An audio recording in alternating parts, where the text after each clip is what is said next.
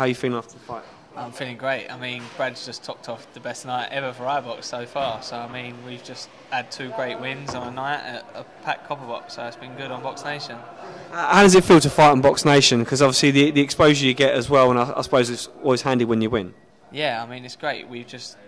It gives the fans something better to come to. The TV show's always better. The exposure's so much better. The build-up's been great. Having the media day in the week and stuff like that, having all the press around, it's a lot more exposure for all of us, and it gives you something to thrive off and work hard for when you're in the change rooms before you're going out. So it's really good. You looked through the fight. You looked completely in control. Do you agree with that?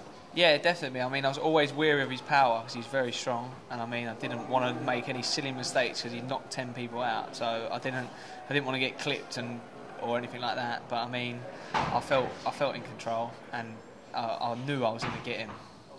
When, like you say, he's had 10 knockouts. Was you quite wary before you went in? You thought he's either going to knock you out, you were going to knock him out. Was you quite wary of that? I'm confident in my chin at super bantam. I mean, I didn't think I'd get knocked out, but I didn't want to get caught after touchdown. Didn't want to have to do anything stupid like that. I just didn't want to get caught and hurt because it takes a lot out of you, and 12 rounds is a long time. So I wanted to just box sensible and get the win. How much help has your trainer given you? Like you say, you've had to box sensible. You must be tempted when you get a crowd like this behind you at the copper box. You just want to go out and want to put out a show straight away. How much discipline does it take to obviously hold back? Yeah, I mean, we knew all along not to go mad.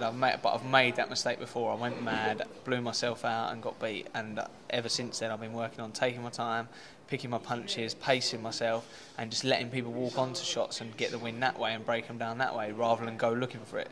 Because otherwise you end up punching yourself out and getting beat. Yeah. What's next for you then, for say the next year or so?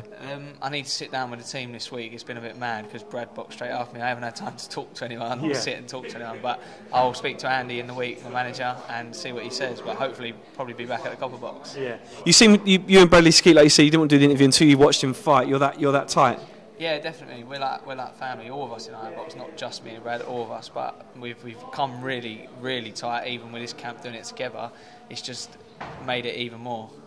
Brilliant. Great stuff. Cheers, Lewis. Thank you. Nice one.